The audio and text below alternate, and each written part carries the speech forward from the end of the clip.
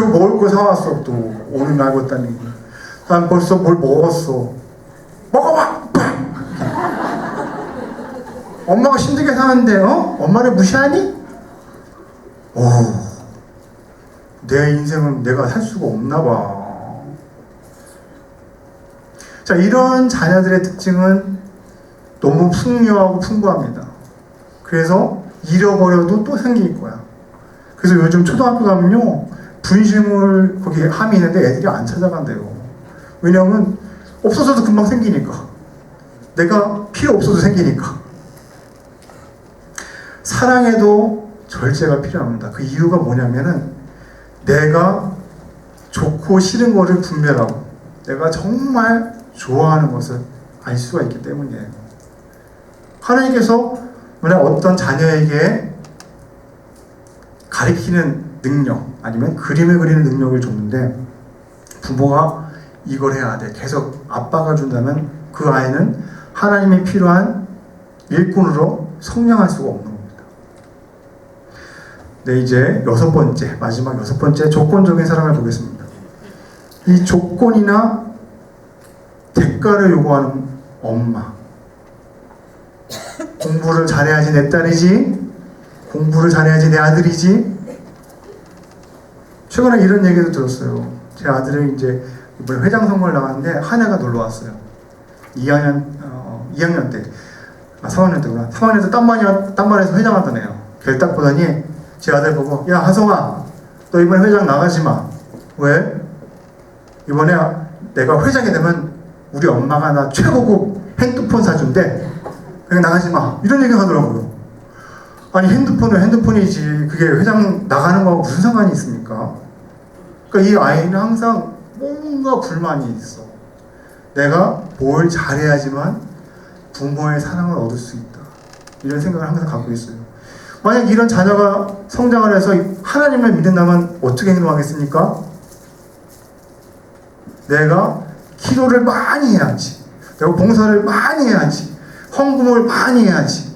나를 사랑하시고 나를 축복하실 거야 라고 생각을 할 겁니다. 최근에 들었던 이제 상담한 내용이 있는데 이제 곧 결혼을 하는 청년이 있었습니다. 근데 상담하는 분에게 가서 이제 상담을 의뢰했는데 너무 마음이 아프다는 거예요. 내용인즉 이제 결혼을 해서 이제 전화가 왔답니다. 얘 아들아, 아빠가 전화했어요. 나 좀 만나자. 그래서 내심 기대했습니다. 아, 우리 아빠가 이제 내가 결혼을 하니까 뭐 맛있는 거를 사주고 좋은 얘기를 해주시려는가 보다. 갔습니다. 그랬더니 커피를 마시는 곳에 갔는데 딱 이 말씀 한마디를 하시더랍니다. 내가 지금까지 나를 실망시키더니 결혼까지 나를 실망시키는구나. 자녀가 너무 슬펐대요.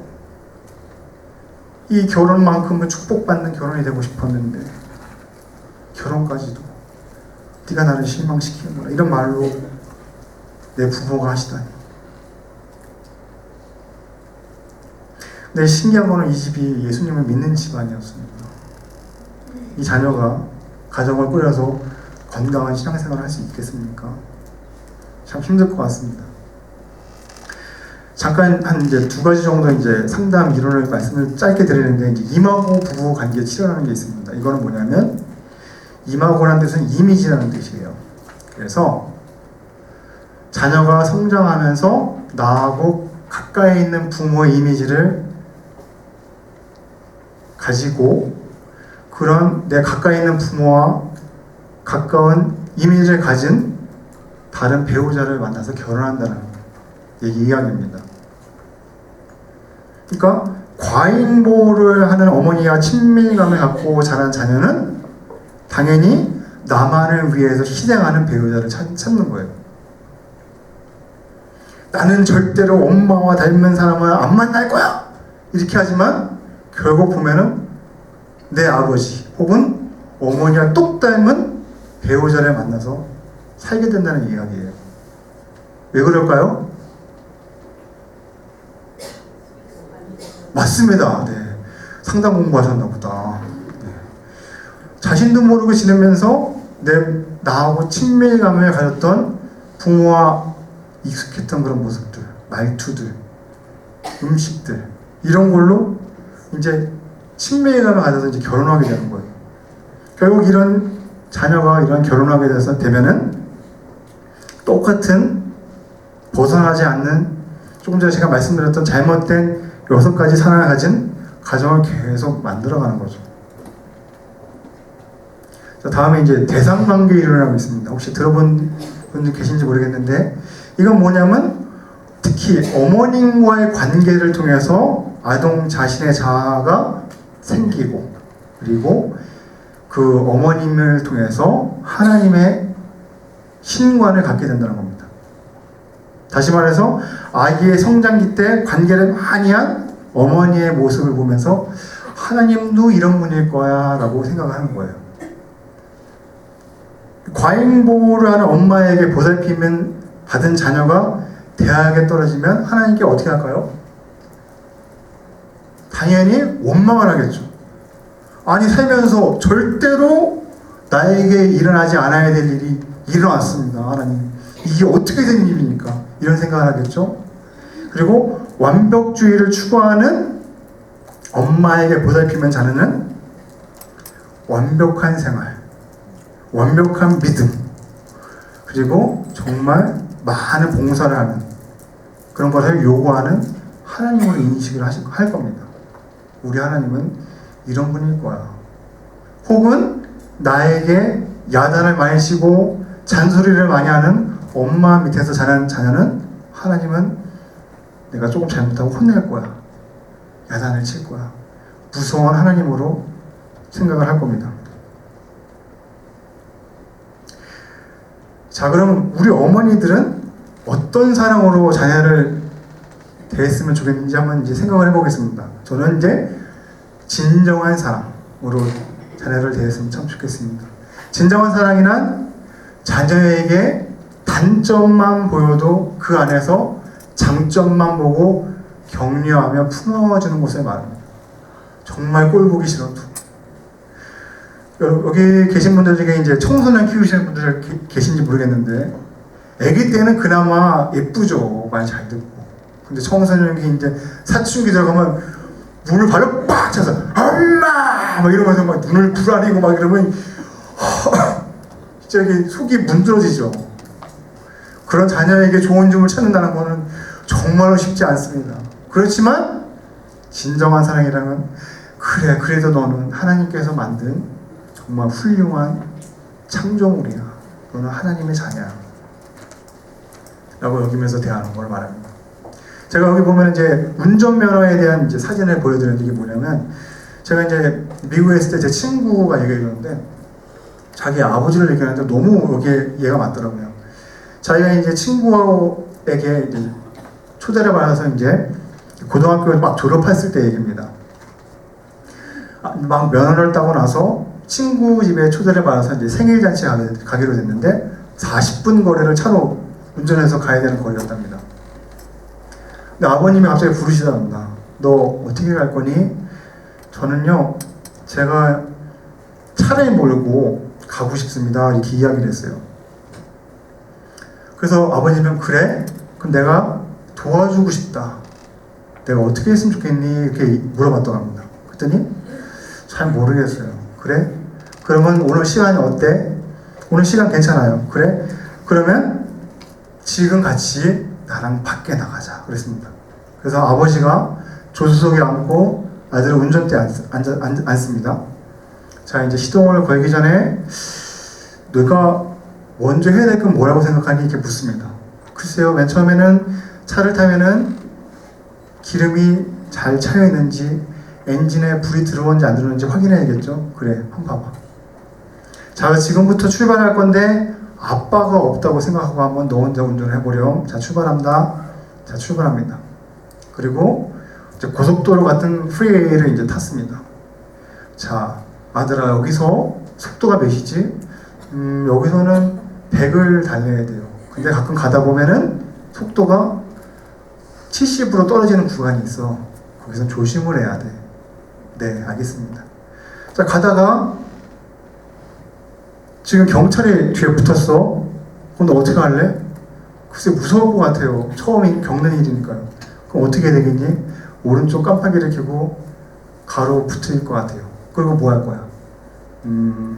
창문을 내리고 기다릴 것 같아요. 안 돼. 창문을 내리면은 네가 위협을 가한다고 생각하고 너에게 총을 겨눌 거야. 창문 내리지 말고 기다리렴. 이렇게 얘기를 했습니다. 차근차근 경찰을 미국에서 어떻게 대하는지 그런 거 설명을 들은 거죠. 또 자 이제 출발합니다. 자 가다 보니까 타이어가 이상하네. 또 어떻게 할 거니? 글쎄요 타이어를 어떻게 하죠? 다시 가에다 세워봐. 자 타이어가 어디 있지? 모르겠어요. 자 뒤트렁크를 열어봐. 뒤트렁크를 열어보고 아이가 타이어를 가는 걸 지켜봐 줍니다. 도와줍니다. 자 이런 게 진정한 사랑이에요. 차근차근 하나씩 물어봐 주면서 자녀가 생각을 어떻게 하는지, 그게 잘못됐으면은 교정해주고 애가 바르게 성장할 수 있도록 돕는 거, 이게 진정한 사랑입니다. 이 아이는 살면서 많은 어려움의 문제가 닥치더라도 그만큼 아버지나 어머니에게 배운 만큼 얘가 지혜롭게 어려운 일들을 극복하면서 살 수 있을 겁니다. 그리고 나서 제가 또 말씀드리고 싶은 것은 진정한 사랑이라는 것은 영어로 empowering love라고 합니다. 능력을 주는 사랑, 능력의 사랑. 이건 뭐냐면은 자녀가 스스로 능력을 갖도록 도와주는 사랑을 말합니다. 성경에도 이 능력 부여의 사랑이 나옵니다. 그게 혹시 뭔지 아세요? 여러분들은 당연히 아셔야 되는데, 그리고 알고 계시다고 생각이 됩니다. 왜냐하면 우리는 순복음 교인이니까. 뭐죠? 네? 4차원의 영상, 네 맞습니다. 근데 좀 이따 나와봅니다. 네, 오순절 성령 강림 사건입니다. 예수님께서 승천하시기 전에 다른 보혜사를 보내주셔서 내가 없더라도 너에게 모든 것을 가르쳐주고 알려주도록 하겠다라고 말씀하셨습니다. 따라서 우리가 지금 살 때 보혜사 성령님께서 함께 하셔서 우리가 이 세상을 능력 있게 지혜롭게 살 수 있게 된 것이죠. 자 이제 조금 전에 잘 얘기하셨는데 4차원의 영성 말에 대해서 좀 나누도록 하겠습니다. 상담학에서는 이 언어라는 것을 두 가지로 표현합니다. 원로 목사님께서는 이제 주로 한 가지 언어만 얘기하셨는데 상담학에서는 두 가지 언어를 이야기합니다. 첫 번째로 말로 하는 언어, 그리고 그 다음에 언어는 비언어적인 표현이 있습니다. 비언어적인 표현은 뭐냐면 여러분들이 이제 옆에 분하고 친하다 그러면 웃으면서 가까이 되겠죠? 옆에 분을 봤을 때 조금 가까이 하고 싶지 않다 그러면 좀 딱딱해지고 거리가 좀 멀어지고 그러겠죠? 그리고 자녀를 대할 때 못마땅하면 이렇게 하시겠죠? 말로 표현을 하지 않더라도 이 비언어적인 표현은 의미 전달이 언어적인 표현보다 95%이 정도로 많습니다. 그러니까 솔직히 우리는 여기에 대해서 중요한 걸 너무 몰라요. 말로만 하면은 애가 말을 잘못하면 애가 상처를 받는다고 생각하는데 사실은 비언어적인 그 표현 때문에 아이가 더 큰 상처를 받습니다.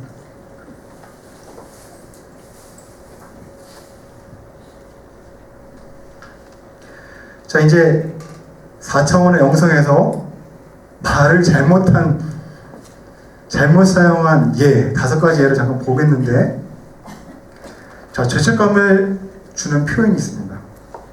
너 정말 못된 애구나. 너 그러면 벌받아. 하나님도 싫어하실 거야. 그리고 본인이 힘들어서 몸이 아픈데 내가 말을 안 들어서 엄마가 아픈 거야. 이런 것들.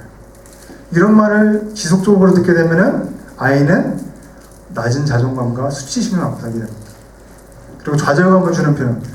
너 또 실수했지? 그러면 그렇지. 뭐 잘하는 거 하나도 없구나 너는. 이런 말들 계속 듣게 되면은 무능함. 그래 난 할 수 없어. 실패감. 이런 걸 계속 살게 됩니다. 근데 그런 거 있지 않습니까? 자녀를 보면은 정말 답답하고 이제 우라통치미는데 자녀의 그런 모습을 보면 또 더 우라통치밀고 못 참아요, 솔직히. 저 이거 하다 보니까 갑자기 눈물이 핑 돌았는데 갑자기 엄마랑 같이 밥 먹던 생각이 났습니다. 저희 어머니도 이제 이러한 좌절감을 주는 어머니였는데 어느 날 이제 아버님이 그날 이제 아버님 선생님이었어요. 늦게 들어오셨는데 엄마랑 단둘이 앉았고 제 동생은 여기 앉아서 밥을 먹습니다. 뭔가 저에 대해서 못마땅하고 화가 나셨는지 같이 밥을 먹다가 갑자기 주먹을 딱 쥐더니 제 벽을 이렇게 치는 거예요.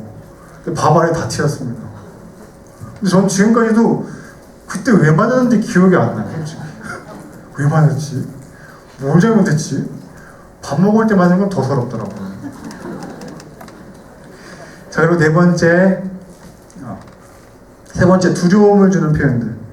말 안 들으면 엄마가 나가 죽어버릴 거야. 너 빨가벗겨서 밖에서 내쫓아버릴 거야. 뭐 이런 말들. 저 어렸을 때 많이 혹시 경험하셨나요? 저 한 번 진짜 유치원 때 빨가벗겨서 이제 밖에 내보낸 적이 있었는데 왜 얘가 이러고 있어야 되나 그런 생각을 했습니다. 그리고 행동은 뭐냐면 애들을 어두운 방에 가두는 거예요. 불 끄고 가두는 거예요. 그 아이가 얼마나 고통스럽겠어요. 무섭고. 나중에 이 아이는 폐쇄 공포증을 가질 가능성이 높습니다. 네 번째로 거절감을 주는 표현들. 너 자꾸 말 안 들으면 엄마 아들 아니야? 엄마 말 안 들으면 미워할 거야? 그리고 냉정하게 저리 가! 아니, 꼴도 보기 싫어. 뭐 이런 말들. 계속적으로 이런 말을 듣게 되면은 평생 사랑을 받으려고 애쓰는 그런 삶을 살게 될 겁니다. 그리고 다섯째, 열등감을 주는 표현들. 아까 좀 조금 전에 보여드렸는데, 아휴, 진짜 뭐는. 아니면 못마땅한 표정으로 고개를 흔드는 것. 그리고, 야, 너는 왜 이거밖에 못하니? 아휴, 내가 못 살아. 뭐 이런 말들.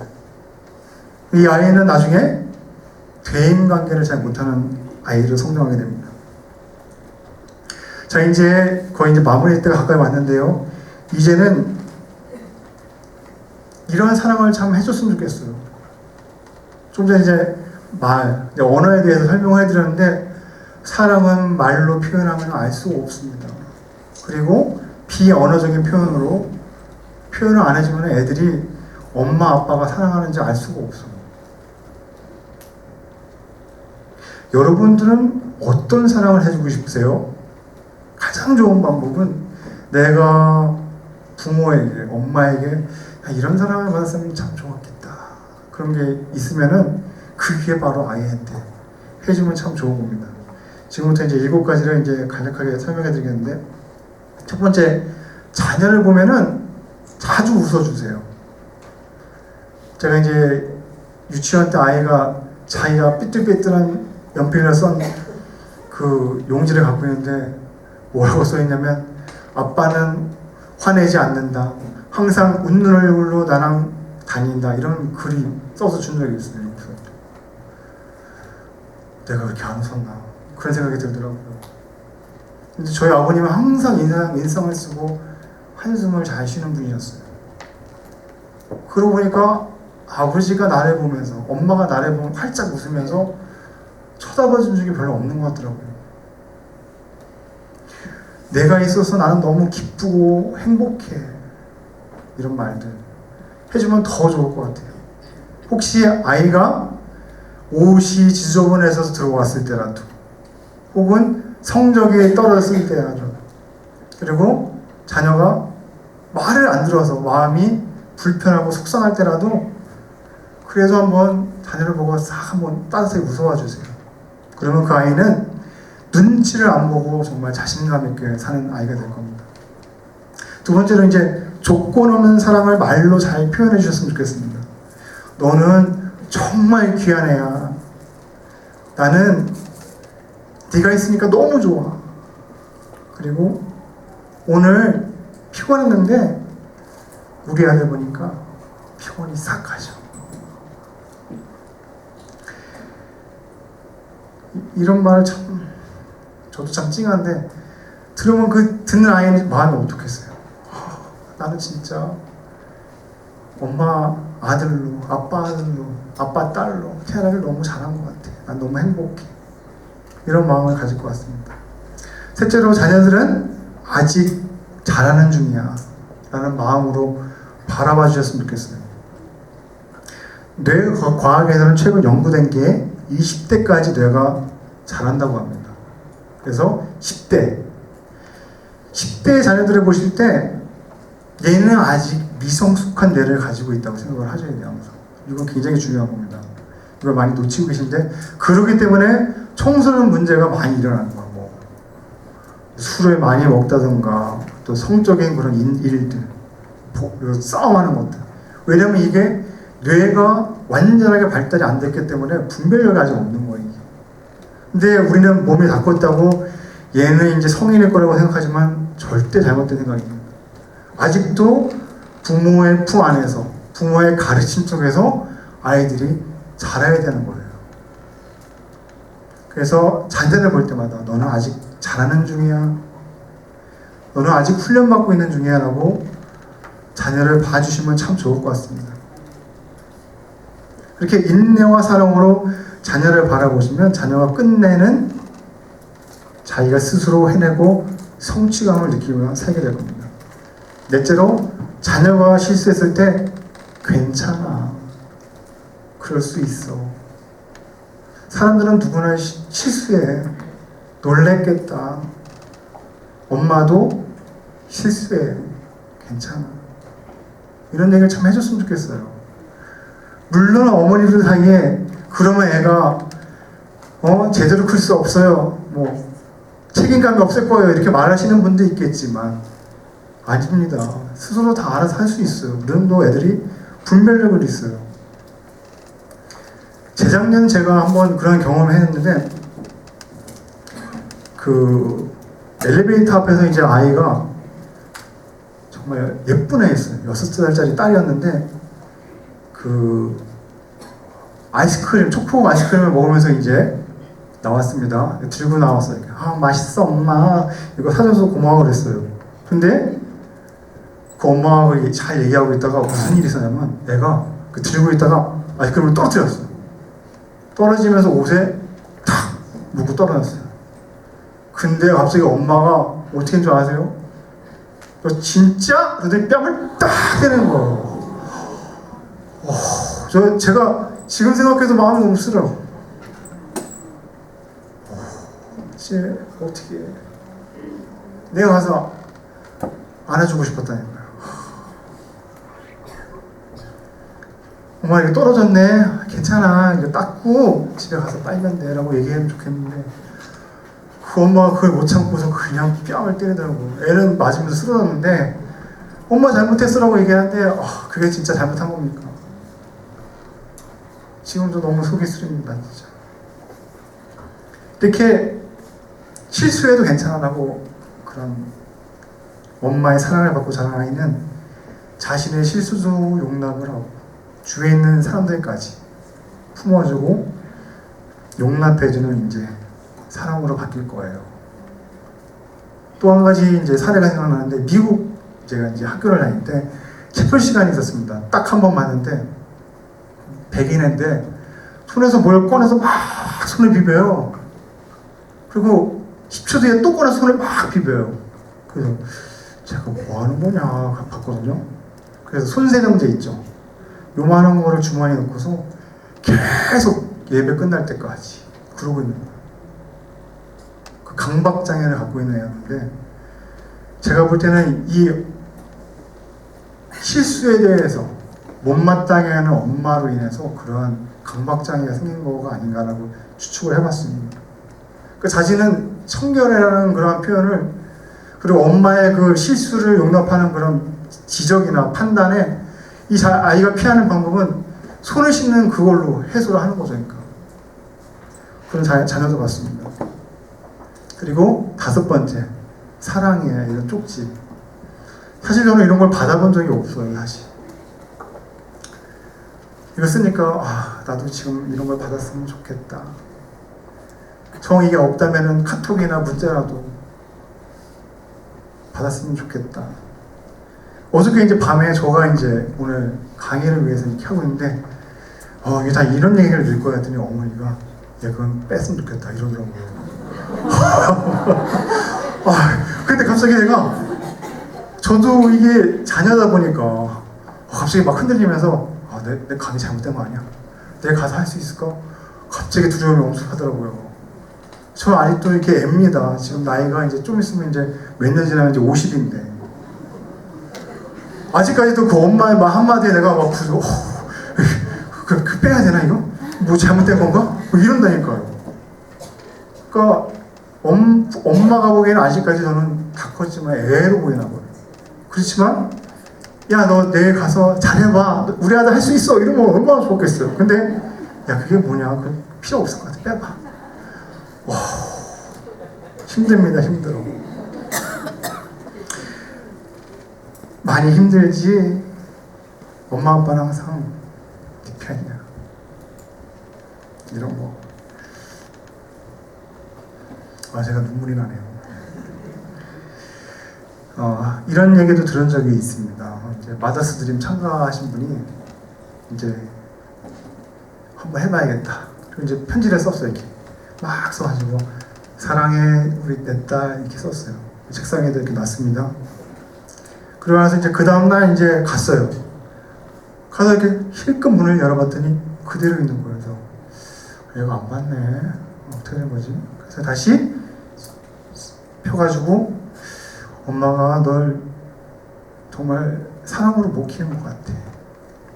그때 너를 좀 들 때렸으면 좋았을 텐데. 그리고 이렇게 또 글을 썼다고 합니다. 그래서 이렇게 책상에 또 놓고 나왔어요. 근데 그 다음날 또 가서 이렇게 보니까 그대로 있는 거예요. 얘가 안 읽었나 아니면 봤는데 뭘 적어놓는 건가. 그러고 나서 또 썼습니다. 또 생각이 났는데 그때 너 친구하고 싸웠을 때 내가 네 편 되지 못하고 미안하다 이렇게 썼어요. 그래서 이제 또 이렇게 나눴습니다. 근데 그 다음날 봤더니 놀라운 걸 하나 봤어요. 얘가 얼마나 울었는지. 눈물로 젖은 편지가 이렇게 놓이더라고요. 이렇게. 그리고 나서 일주일 뒤에 이제 어느 날 저녁에 전화가 왔어요. 딸한테. 엄마 뭐해? 엄마 지금 집에 그냥 있지. 엄마 지금 시간 괜찮아? 나올 수 있어? 응? 당연히 나올 수 있지. 여기 앞에 우리 맛있는 떡볶이집이 있거든. 거기 가서 같이 먹자. 이런 말을 했다고 합니다. 이제 진정한 용서 그리고 진정한 사랑이 이제 시작이 된 거죠. 여러분도 한번 쉽지는 않습니다. 안 하다 하면은 진짜 쉽지가 않아요. 그렇지만 거기에 따른 영향력은 정말 큽니다. 엄마가 나를 정말 생각하고 있구나. 나를 사랑하고 있구나. 그리고 여섯 번째, 만날 때마다 스킨십을 해주세요. 꼭 안아주는 거. 제가 미국 갔을 때 너무너무 좋았던 거, 교회 가면요 양쪽으로 장로님이 딱 서 있어요. 장로님이 서 있어서 딱 서 있어서 오면은 딱 웃으면서 악수를 딱 해줍니다. 정말 이 사람은 하나님의 귀한 사람이야 이런 느낌으로 진짜 딱 악수를 해줘. 그리고 어떤 사람은 딱 따뜻하게 안아준다. 이렇게 우리는 이제는 그리고 이렇게 떨어지잖아요. 근데 거기는 이렇게 꼭 안아줘. 이렇게 꼭 안아주고 그리고 서로 이제 풀 때쯤 되면 딱 풀어서 풀어주고 그러면 내가 이 교회에 정말 나오고 싶어. 나는 하나님께 정말 사랑받는 사람 같아. 이런 마음 느껴진다니까요. 물론 그게 힘들다면은 어깨를 감싸 안아주기 아니면 머리 쓰다듬어 주기. 야, 내 아들, 내 딸 정말 사랑해. 그 등을 두들겨줘도 참 좋죠. 이런 거 표현되면 자녀가 마음속에 따뜻한 사랑이 이제 체온으로 느껴지는 거예요. 체온으로. 진짜 내 부모는, 내 엄마는 나를 사랑하는구나. 그리고 마지막으로 7째, 자녀와 데이트 시간을 추억을 만들어 봤으면 참 좋겠습니다. 함께 걸어가다가 길거리 떡볶이에 가서 웃으면서 아들과 딸과 함께 떡볶이를 먹으면서 이야기해도 참 좋고요. 아니면은 같이 음식을 만들어 보고. 이거 쓰다 보니까 한 가지 떠올랐는데, 저희 아버님은 돈가스 만드는 걸 그렇게 좋아하셨어요. 그래서 한 달에 한 번 정도는 꼭 돼지고기를 직접 사오세요. 그래서 막 뭐 두들겨서, 야야야, 여기 있잖아, 밀가루 좀 묻혀봐. 같이 밀가루 묻히고, 그리고 이제 달걀도 깨트려 좀 해보고, 이렇게 발라가지고 기름 튀기는 거는 위험하니까 아빠가 할게. 그러고 나서 이걸로 끝나는 게 아니에요. 이제 동네에 경양식집이 있었는데, 다 같이 이제 오늘은 회식, 그러고 밖에 나갑니다. 그럼 뚝뚝뚝 다 가서 이제 경양식집에 가서, 굉장히 엄숙하잖아요. 이렇게 딱 뭐 시키시겠습니까? 뭐 이런 식으로 메뉴판이 딱 나오고, 뭐 어린 마음에 여기는 뭐야? 아빠, 이게 돈가스 먹는 데야. 그래? 자, 이거 주세요. 그러면 이제 딱 이렇게 차려입은 사람이 이제 야채 썰어서 딱 이렇게 들고 인사 한번 딱 하고, 기분이 너무 좋아요. 그런 거. 그게 떠오르더라고요. 지금은 그 경양식집이 없어졌지만 그 아빠 엄마의 그런 추억이 아직까지 생각이 납니다. 그리고 아까 처음에 말씀드렸던 그 미국 친구 있죠? 최근에 이제 그 친구 따로 관리하는 사이트에 갔더니 아직도 동물원을 그렇게 열심히 하더라고요. 네.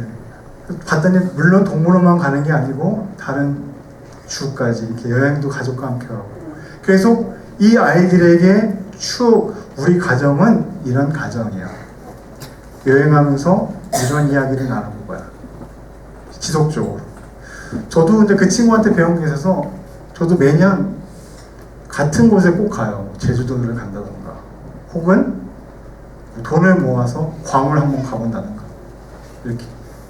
이런 추억이 쌓이면은 나중에 가족의 문화가 되고 이야기할 거리가 참 많게 되는 거죠. 그리고 자기 전에 자녀를 안고 기도해 주는 거예요. 오늘 기도 제목은 뭐가 있을까? 넌 무슨 기도를 했으면 좋겠니? 손을 얹고, 무릎 꿇고 하기 힘드시면 자녀가 누웠을 때 가슴에 손을 얹거나 머리에 손을 올려주고 기도를 해주는 거. 이게 정말 이 아이가 우리 엄마를 통해서 하나님은 나를 위해서 기도해 주는 분이구나, 나를 위해서 도와주는 분이구나, 이거를 점차적으로 매일마다 하면 마음 가운데 느낄 거예요. 우리 엄마를 통해서 내 하나님은 정말 따뜻한 분이야. 우리 원로 목사님 항상 얘기하시잖아요. 우리 하나님은 좋으신 하나님이십니다, 뭐 이렇게 얘기하시는데, 그게 설교에 듣는 거하고 부모에 의해서 체득된 그런 건 너무 차이가 있어요. 조영기 목사님 오래 사시면 좋겠지만 나중에 나이 드셔서 이 세상에 안 계시면 누구한테 그런 설교를 듣겠습니까? 이제 여러분들이 직접 자녀에게 그러한 건강한 신앙인의 모습을 보여주셔야 돼요. 물론 제 자랑은 아니지만 이제 아이하고 같이 이제 매일 기도하는 시간이 있었어요. 아까 그 회장 선거 얘기해드렸죠? 근데 아들이 이제 회장 선거에 나갔다고 합니다. 회장 선거에 나가서 이제 3명하고 같이 붙었는데, 처음에 안 될 줄 알았는데 됐대요. 두 번째 2차 동료인 친구가 있어서 같이 해야겠는데 기도를 했답니다. 하나님, 저 10대 7로 이기게 해주세요. 그러니까 10표 대 7표가 나오게 해주세요, 이렇게 기도를 했다고 합니다. 그랬더니 진짜 그렇게 됐대요. 그리고 하나님이 내게 돌이켜 주셨어, 간증을 하더라고요. 깜짝 놀랐습니다. 우리 아이는 그냥 기도만 먹고 히히대고 웃고 그냥 뛰어노는 애인 줄 알았더니 하나님이 나의 기도를 이렇게 들어주셨어라고 얘기하는데 소름이 끼치더라고요. 이게 부모가 자녀에게 심어주는 신앙의 모습이구나. 이 아이는 이렇게 하나님을 의지하면서 자라겠구나.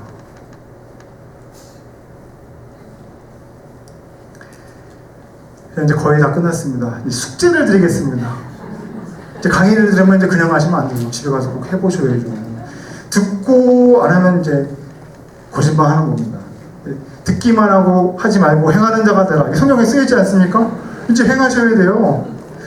뭐냐면 집에 가셔서 사랑의 눈으로 자녀를 쳐다봐 주시면 웃어보세요. 이렇게 웃어보면서 이런 말을 해주세요.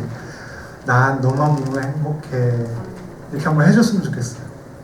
물론 자녀가 엄마가 안 하던 행동하면 이런 말을 할 수도 있어요. 뭔지 아세요? 엄마 왜 그래? 하던 대로 하라고. 이렇게 할 수 있어요. 물론 쉽지 않습니다. 물론 쉽지 않은데 계속 하면 아이도 진실한 마음을 알아요. 아, 우리 엄마 정말로 나를 사랑하는구나. 난 널 보면 행복해. 너 잘하고 있어. 응? 잘하고 있어.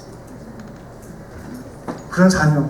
그 자녀는 그 엄마의 칭찬 그리고 사랑, 인정에 너무 메말라 있습니다. 그런 걸로 아이들을 사랑을 해줘서 정말 자녀가 자신감이 넘치는 성인이 되고 신앙인이 되도록 도와주셨으면 좋겠습니다. 이제 마지막으로 이제 동영상 하나를 보고 마칠 건데 이제 기도 시간을 가질 건데요. 사실 아까 처음에 읽어드렸던 그 성경 있지 않습니까? 우리 하나님께서는 우리에게 어떤 사랑을 갖고 계셨는지 성경에 사실 쓰여 있어요. 이 사랑에 대한 동영상을 잠깐 보고 중간에 멈추고 이제 기도하는 시간을 갖도록 하겠습니다.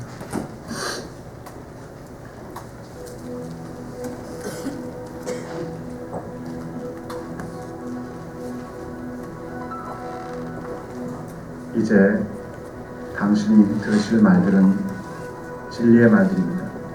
이 말들은 하나님의 마음 속에서 우러나온 말이므로 이 말들을 당신이 진정으로 수용한다면 당신의 삶에 좋은 일이 반드시 일어날 것입니다. 하나님은 당신을 사랑하십니다. 당신이 이제껏 찾아왔던 하나님은 바로 당신의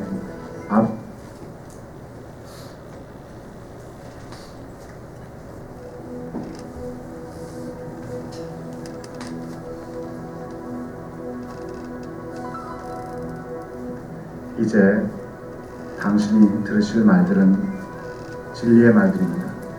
이 말들은 하나님의 마음 속에서 우러나온 말이므로 이 말들을 당신이 진정으로 수용한다면 당신의 삶에 좋은 일이 반드시 일어날 것입니다. 하나님은 당신을 사랑하십니다. 당신이 이제껏 찾아왔던 하나님은 바로 당신의 아버지이십니다. 여기에 당신을 향한 그분의 사랑의 편지를 하나 소개합니다.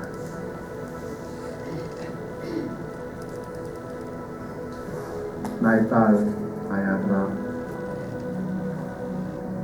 너는 나를 잘 모르겠지만 나는 너에 대해 너무나도 잘 알고 있단다. 그렇기에 나는 심지어 너의 머리칼 숫자까지도 다 세고 있어. 나는 너를 나의 모습 그대로 만들었지. 나는 내가 너의 엄마의 배에서 잉태도 되기 전에 너를 잘 알고 있었다.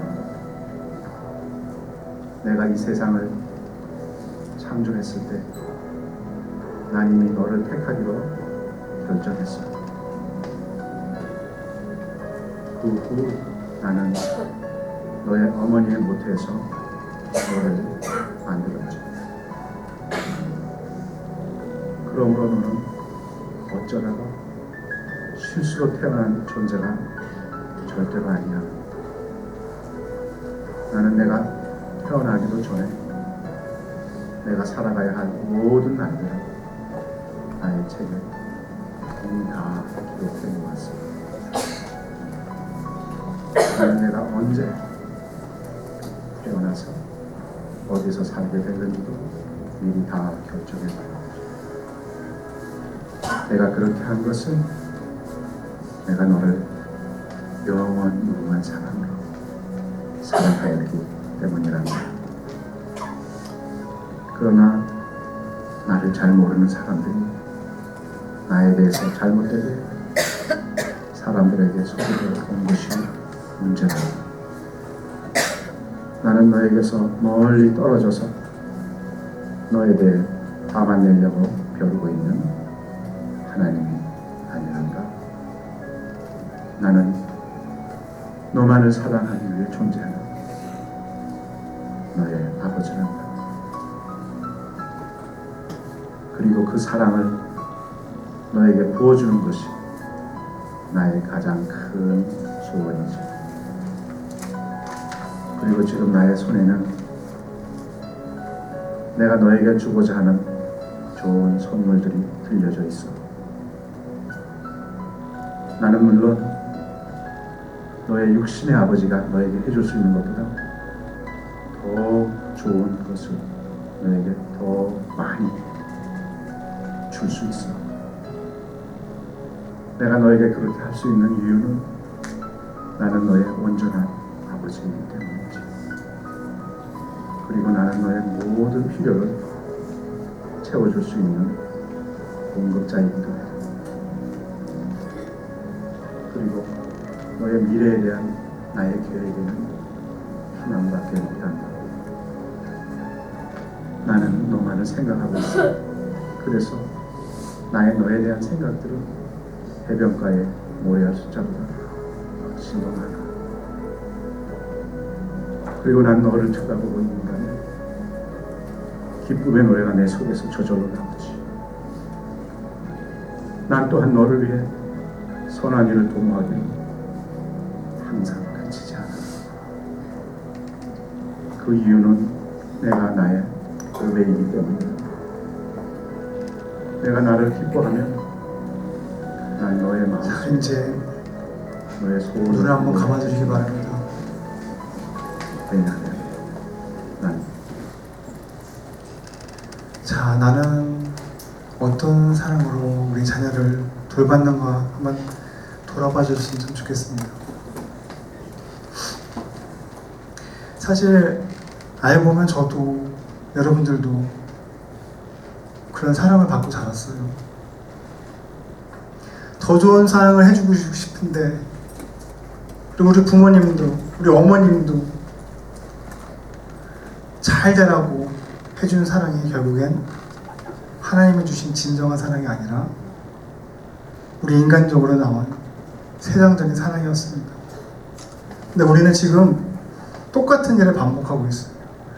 내 엄마에게, 내 아빠에게 받았던 그런 사랑으로 자녀를 그대로 답습하며 사랑을 해주고 있습니다. 이제 우리는 알았습니다. 이런 잘못된 사랑이 다음 세대까지 전수가 되면 안 된다는 것을. 이제 깊이 이런 사랑을 했던 것에 대해서 회개를 해야 될 시간이 필요합니다. 그리고 야훼를 정말 경외하는 자, 그런 사람이 하나님께 정말 축복된 여인이라고 아까 성경에 말하고 있지 않습니까? 그게 왜냐하면 하나님과의 관계 속에서 얻어든 진정한 사랑으로 자녀를 대할 때 그 사랑이 정말 하나님 안에서 힘을 발휘하고 능력을 발휘하고 그리고 정말 믿음 안에서 자랄 수 있는 아이가 되기 때문입니다. 그동안 우리가 살았던 그러한 잘못된 사랑을 한번 생각해보고 주님의 이름 뜨겁게 세 번 부르고 이제 기도하는 시간 갖기로 합니다.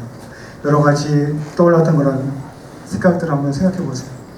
이제 다 함께 주님의 이름을 세 번 부르고 회개하는 시간 갖고 진정으로 하나님의 사랑 안에서 자녀를 사랑하도록 도와주십시오라고 하는 기도하는 시간 갖겠습니다. 다 함께 주님의 이름을 세 번 부르겠습니다. 주여! 주여! 주여! 사랑의 아버지 하나님, 아버지 저희가 그동안 하나님의 사랑을 모르고 저희의 뜻대로 또 세상적인 사랑으로 자녀를 사랑했습니다. 아버지 하나님 용서하여 주시고 용서하여 주옵소서. 그게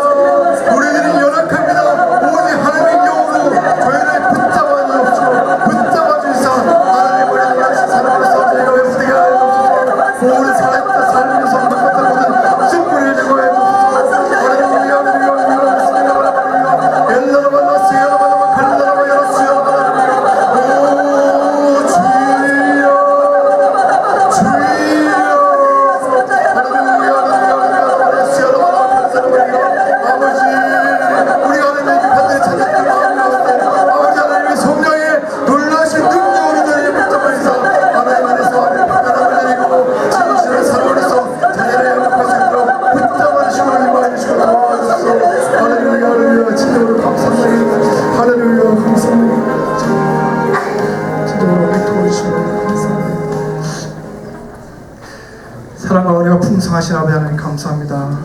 오늘 어더스 드림을 통해서 어머니의 영향력에 대한 아버지 세미나를 들었습니다. 저희들 그동안 아버지 우리 자녀들에게 정말 자녀를 위한 그 사랑이라고 생각했던 그 잘못된 사랑으로서 자녀들을 양육했습니다. 아버지 용서하여 주옵소서.